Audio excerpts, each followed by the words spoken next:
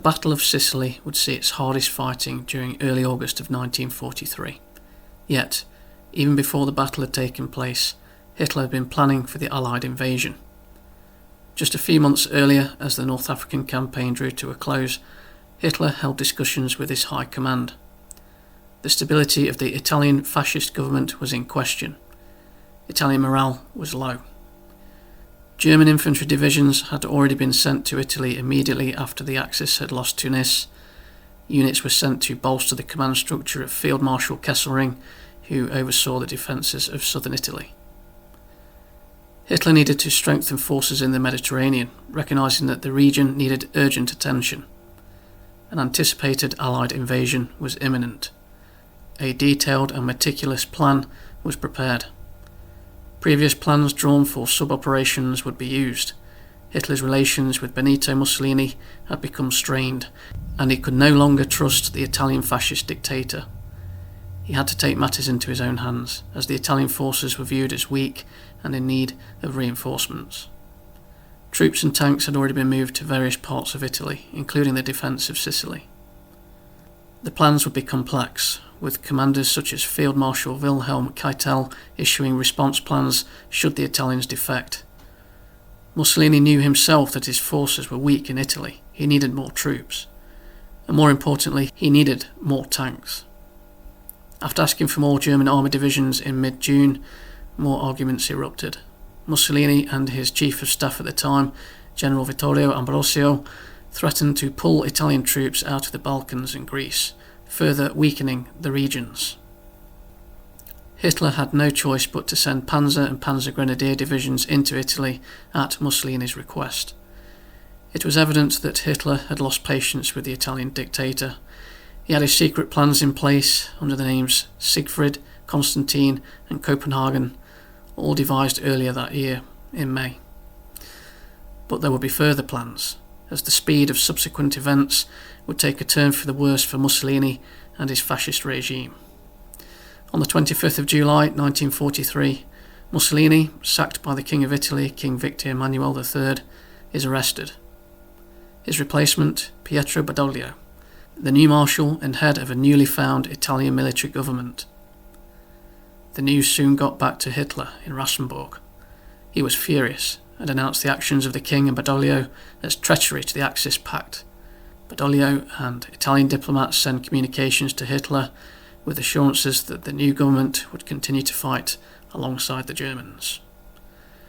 Badoglio declares on the radio, "The war goes on, and Italy remains faithful to its word." But this did not dampen Hitler's suspicions, and he was acutely aware that an Italian defection would put his German forces and the Wehrmacht, stationed in many parts of southern and central Italy, in danger. The plans were expanded to include new operations: Schwarz to capture the Italian government, Achse to free Mussolini from captivity, and Student to capture Rome.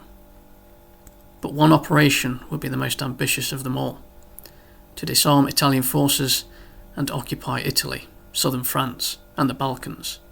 This new and revised plan would eventually be called Operation Achse. Upon hearing that the defences of Rome were increased, Operation Schwarz was abandoned.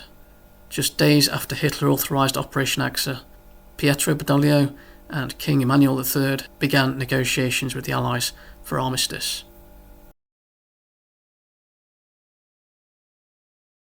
News of Mussolini's removal from government caught the Allies by surprise, and they were unprepared. 40 different peace proposals were drawn up quickly. The Americans, leading the peace negotiations, had to act fast. Supreme Commander of the Allied forces, Dwight D. Eisenhower, sends a telegram that includes military surrender terms.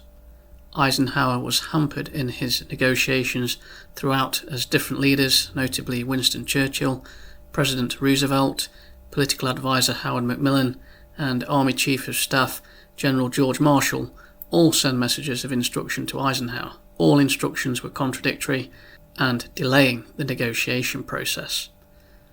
The Allies, unaware of the Axis planning an invasion and occupancy of Italy, had a short window of opportunity. By the end of July, 2 documents are in Eisenhower's hands, one with short terms of military armistice, the other for longer terms of surrender. Around mid-August, secret peace negotiations begin at an embassy in Lisbon. Present at the negotiation table were Marshal Badoglio's representatives. On September 3, 1943, the short terms are signed by a representative. On the same day, the Allies launch Operation Baytown, an amphibious operation in Calabria, the toe of the Italian peninsula. The Allies' mainland assault had begun. Badoglio demanded during negotiations for an American airborne division to drop troops into Rome. Brigadier General Maxwell B. Taylor of the 82nd Airborne was sent on a reconnaissance mission to assess the feasibility for such an operation. What he found was Rome crawling with German troops. The operation was abandoned. Badoglio now has second thoughts on the peace negotiations, now with thoughts of backing out. This confusion in thinking and ambiguity of purpose is possibly what contributes to the Italian forces' chaos and uncertainty shortly after as the Germans invaded Italy. Commanders unsure of their instructions, unsure of the leadership structure and which side they were fighting on, Axis or Allies. Badoglio communicates a message to Eisenhower on 7th September that the strategic situation has changed. He wants negotiations to end. Eisenhower furiously communicates back that the message would be broadcasted that the existence of the armistice will be in effect on September the 8th, 1943. Badoglio, backed into a corner, has no choice but to agree. In his radio announcement on the 8th of September 1943 of the armistice to the Italian people, the Italian government, recognising the impossibility to continue the fight against the more powerful enemy countries in order to save the nation, demanded an armistice to the General Eisenhower, commander of the Anglo-American Allied armies. Our request has been welcomed. Consequently, now every Italian army's action against the Anglo-American armies must be stopped.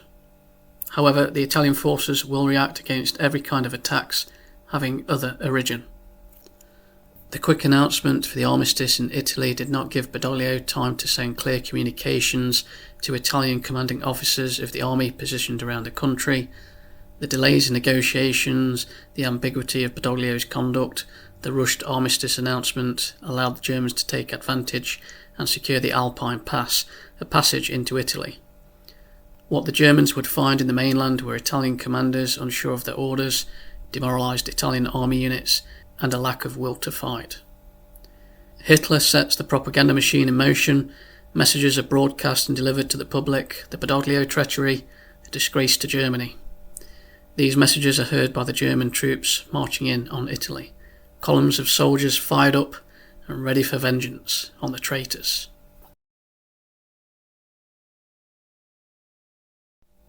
Previous plans are refined and finalised by High Command during late July 1943. Hitler authorises for Operation Achse to go ahead. Plans are issued by the German High Command, the OKW. Field Marshal Rommel is summoned and told to prepare for Operation Achse. He is given top secret orders. Rommel's task was to infiltrate the Alpine passes and occupy northern Italy. Retaliating Italian forces would be disarmed. Rommel would lead 6 armoured divisions with supporting Panzer Grenadier units as well as infantry. On the 29th of July 1943, Operation Achse would begin. Rommel embarked on the first stage of the plan, sending a column through the Brenner Pass, the Great Gate of Italy. The 26th Panzer Division forms the column, its spearhead a battalion of Tiger tanks. The crews of these tanks, well trained, were ready. Nothing would stand in their way. The Germans reached Balzano, a medieval city where the 35th Army Corps was stationed, commanded by General Alessandro Gloria. The Italian general was confused by the Germans' intentions, but was wary that the German division would be too much for his forces. The Panzer Division quickly held the border and were followed by further divisions, the 44th Infantry and 1st SS Panzer Division. General Gloria could only fight Rommel with words. Rommel, seeing the Italians as inferior to his forces, would stay put with his columns of infantry and tanks, a threat bearing down on Balzano and its Italian troops. General Gloria came to terms with the Desert Fox and surrendered. A resistance from Italian troops would be suicide.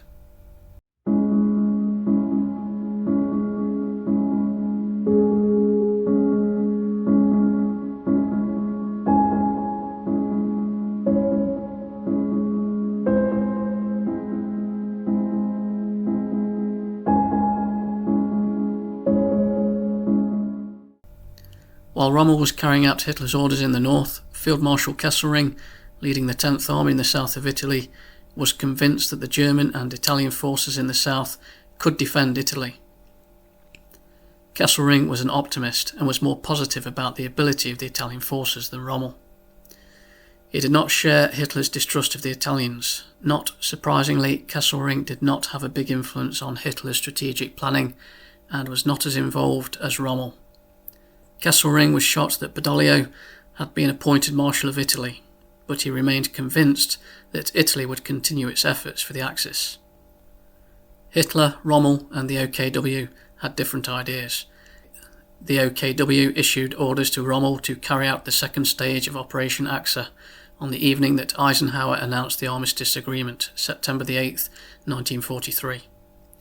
Rommel's forces would seize the French Alps from Italian forces, the Alpine passes would all be controlled by Rommel, the Italian Fourth Army faltered and disintegrated, they were no match for Rommel's well-trained German units. Despite months of planning and preparation for the defence of the Alpine passes by the Italian High Command, soldiers did not have the will to put the plans into action. The most resistance was at the Monticenis Pass. German infantry divisions now entered Toulon and occupied the Riviera, and other units like the 26th Panzer Division would head further into Italy to the south. The Italian resistance did not last long in southern France, as Rommel worked conjointly with Field Marshal Gerd von Rundstedt to take control of the region. During Operation Achse, other key regions occupied by the Italian army around the Mediterranean fell to the Germans, including Greece, the Balkans, Albania and Yugoslavia. The Italian High Command in those regions either surrendered or fled. The Italian forces were hopelessly outmatched by German divisions. Resistance was futile. Leading up to the Armistice Declaration, Kesselring's 10th Army had been in serious difficulties. His forces had been under attack from Allied bombers in the Frascati region of Rome. Whereas things were going smoothly for Rommel, Kesselring's army was in danger of being isolated. Kesselring only just managed to receive his orders, the codename Achse. His orders were to withdraw from the south and head towards northern Italy, while doing so disarming the Italian army and crushing any resistance. The plan was for all forces from the south of Italy to eventually fall under Rommel's command should the movements of his forces operationally connect with forces in the south. Hitler's aims now were not to give up the whole of Italy, but to control the Po Valley. Rommel had convinced Hitler to focus German defence efforts on northern Italy. Commanders at the OKW expected great losses under Kesselring's command due to the position of his units further south and the likelihood that they could be cut off by Italian or Allied forces. Kesselring showed great competence as a military leader, successfully carrying out Hitler's orders for Operation Achse. Since the order for Achse had been given on the 29th of July, Italian divisions were disarmed and gasoline confiscated. Kesselring's forces fought with great effectiveness, ignoring Rommel's message to quickly withdraw to the north. Kesselring managed to avoid isolation and destruction of his army, whilst doing so, still obeying orders to disarm Italian forces. Many of the Italian units encountered were demoralised and sometimes without leadership. Some would surrender immediately, some would resist. But by now the Italian army had disintegrated, making Kesselring's task a little easier. Rommel's forces were able to do the same in the north of Italy. Italian commanders and troops were confused due to the political uncertainty under Marshal Badoglio.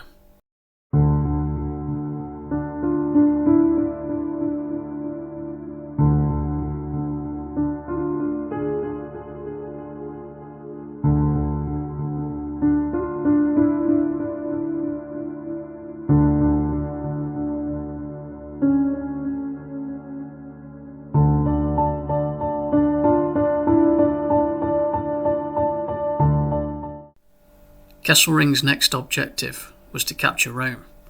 At Rome, the Italians had concentrated a considerable number of troops and tanks.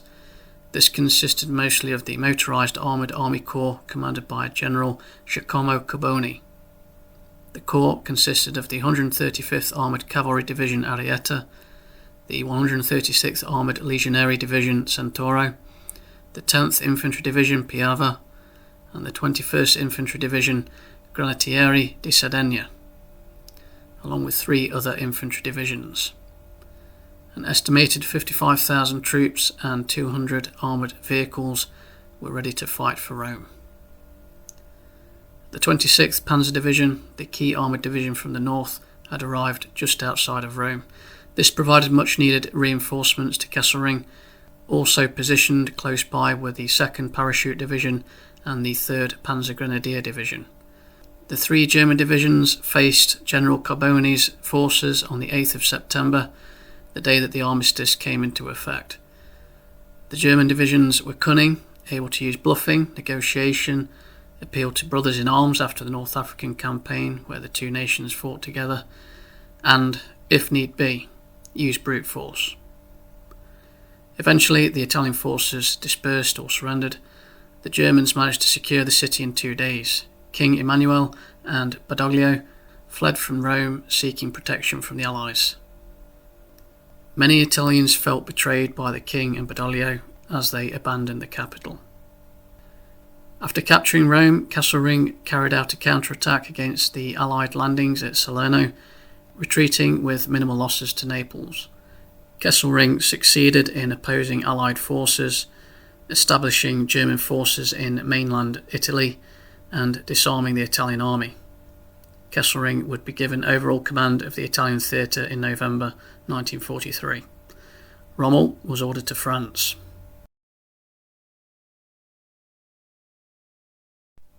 Operation Achse was a success. Within 48 hours of the armistice, German army divisions disarmed 33 Italian divisions, and the Italian army was largely disbanded. According to German reports, the whole operation led to the disarming of 1,006,370 troops in the form of 415,682 in northern Italy, 102,340 in southern Italy, 8,722 in France, 164,986 in Yugoslavia, and 265,000 in mainland Greece and the Aegean Islands. This also meant that large numbers of weapons and other military equipment were confiscated, totaling 1,285,871 rifles, 39,007 machine guns, 13,906 submachine guns, 8,736 mortars, 2,754 field guns, 5,568 other pieces of artillery, 16,631 vehicles, and 977 armoured vehicles. There were plans for the Germans to take the whole Italian fleet too, but the Reggio Marina had been instructed to move major units to Malta as part of the Armistice agreement with the Allies. Most of the fleet succeeded in reaching Allied harbours, although many ships came under fire from German bombers. The battleship Roma and a few destroyers and torpedo boats were lost, but most of the fleet, including submarines, survived. There are also quite a number of warships, destroyers, cruisers, submarines, torpedo boats and gunboats that were not operational at the time. They were either scuttled or sabotaged by Italian crews.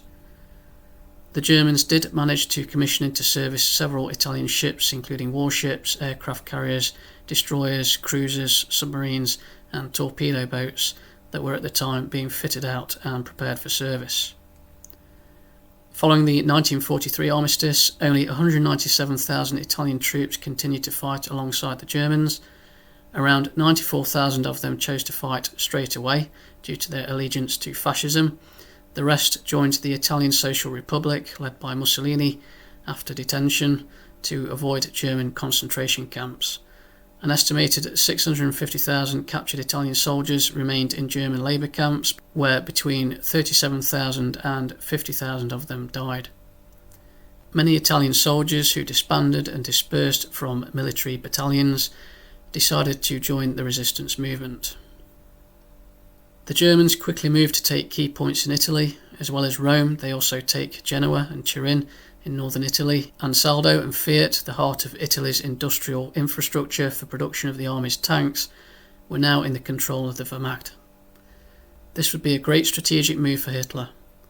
Not only would his army have access to Italy's tank production lines, but also starve any future opposing Italian forces of valuable material resources and vehicles.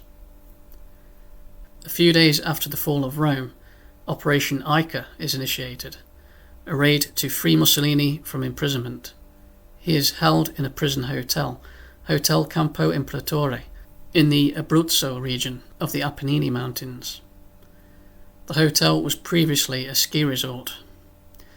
The location of Mussolini's imprisonment had been kept secret. Few knew where he was. Here Il Duce would be reading books to pass the time and probably contemplating the meaning of life.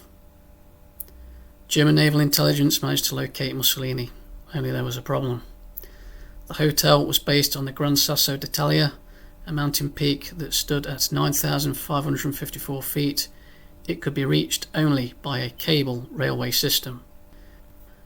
After reconnaissance reports that it would be possible to land gliders on the plateau of the hotel, the operation is authorised. A German paratrooper unit, the Fallschirmjäger, led by Obersturmbannführer Otto Skorzeny, the scar-faced giant, is assigned to the operation. On the 12th of September, the paratroopers, operating DFS 230 gliders, crash-landed on the mountain. They entered the hotel. Carabinieri guards fled. Mussolini was freed by Skorzeny. No fighting took place. The operation went smoothly.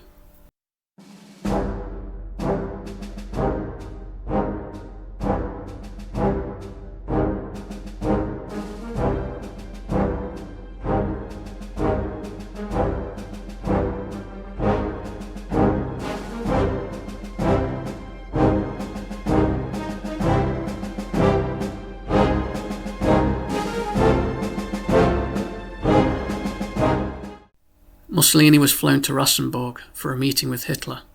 He was dishevelled and appeared unwell. But Hitler, in no mood for compassion, demanded that Mussolini establish a new fascist government in Alpine Italy, immediately. Mussolini would be useful to Hitler, a figure to pacify the hostility of partisan resistance, someone who could ease the burden of controlling northern Italy and inspire new generations of fascist supporters. The new government would also protect the Wehrmacht supply lines and lines of retreat for German forces fighting in the south. On the 23rd of September, Mussolini proclaims the Repubblica Sociale Italiana, RSI. The RSI would be an unofficial state with Salo as its capital. The new state would be framed as a response to the betrayal by the king and Badoglio. The RSI was effectively a puppet state, with Mussolini as its figurehead. Mussolini had lost significant power in the country, controlling a much smaller territory and at the disposal of Hitler. He was surrounded by advisors and guards of the Leibstandarte SS. They were there to watch over Mussolini more than anything else and report to Hitler. The RSI was framed as a response to the betrayal of the Italian monarchy.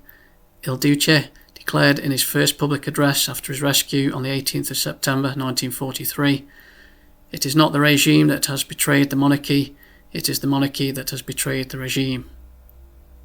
So low has it fallen in the minds and hearts of the people today that it is simply absurd to suppose that all this can in any way compromise the unitary structure of the Italian people.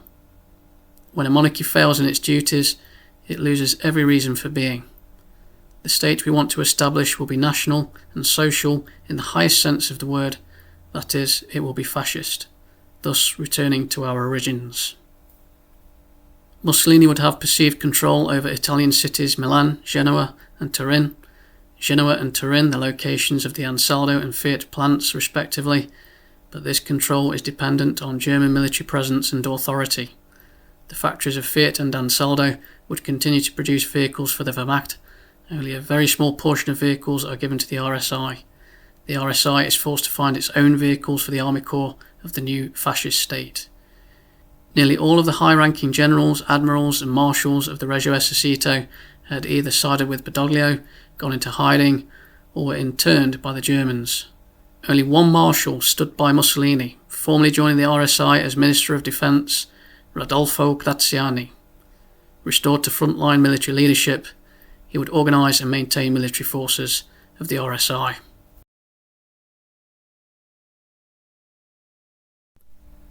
Just 8 days after the invasion of Sicily, Hitler had sent 3 Waffen SS divisions, 5 infantry divisions and 1 panzer division to strengthen Italy's defence and boost the morale of Italian soldiers.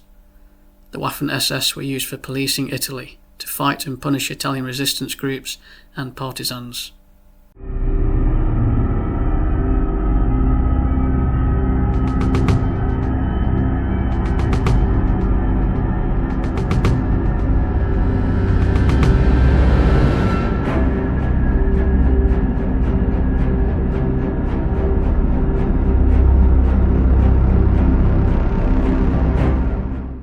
Further German military police units were sent to Italy to work alongside the Waffen SS and the puppet state RSI.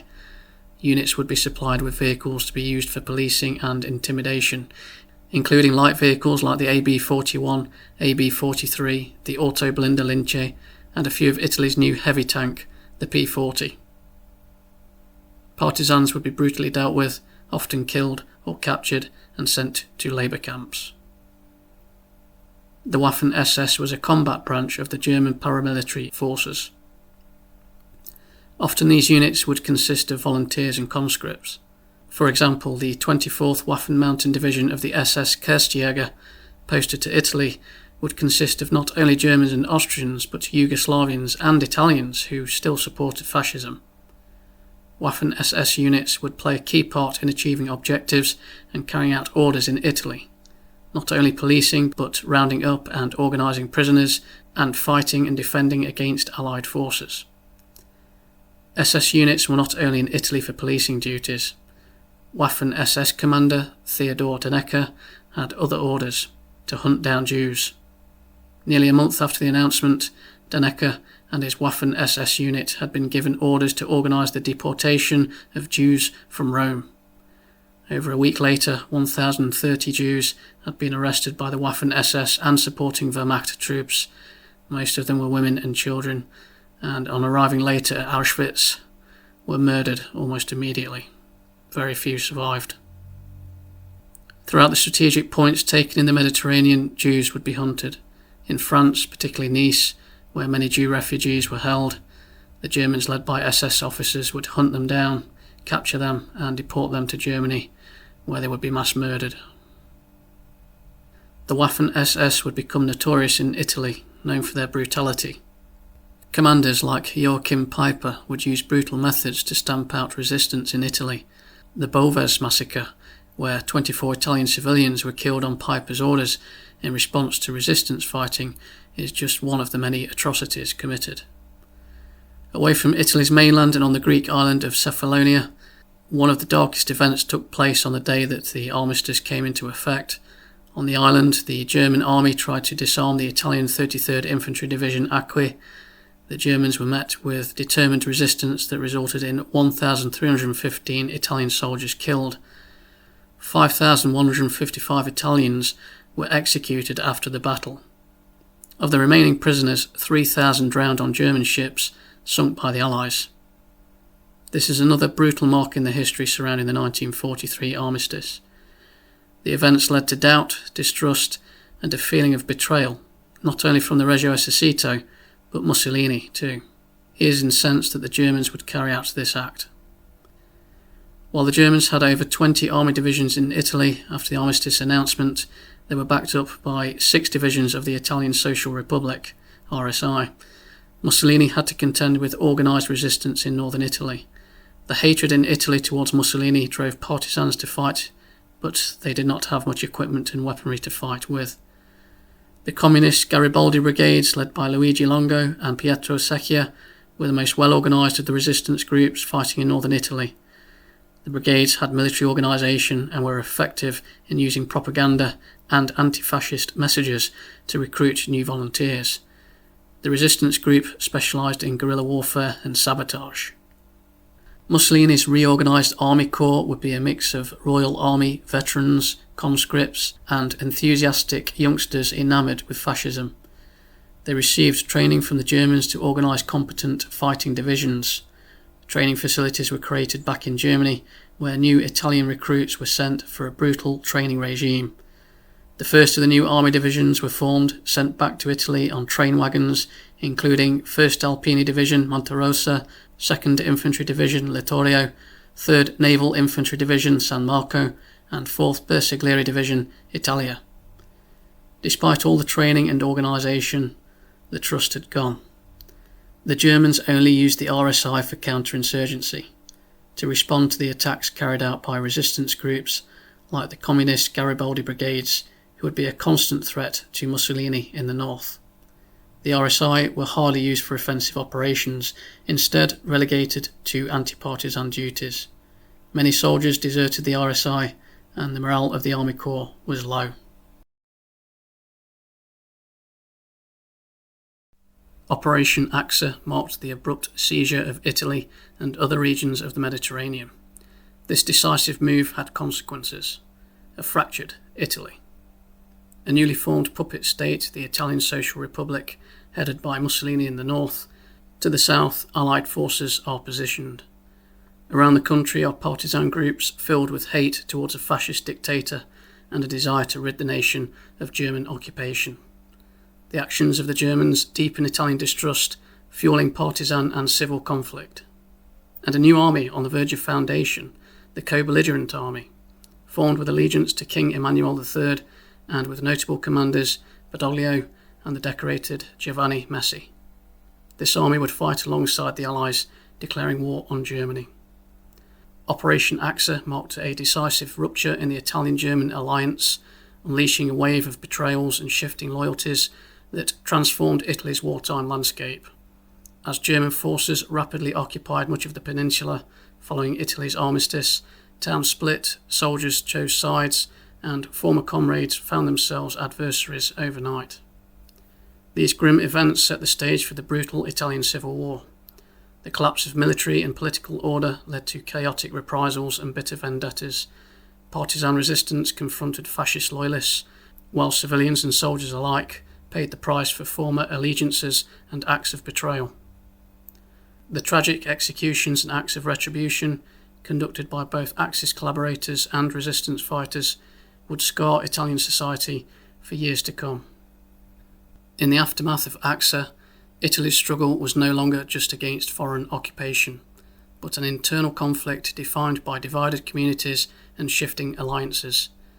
The era became synonymous with civil war, vendetta and reprisal, a legacy of violence born from the betrayals and crisis of trust unleashed in those critical weeks of 1943.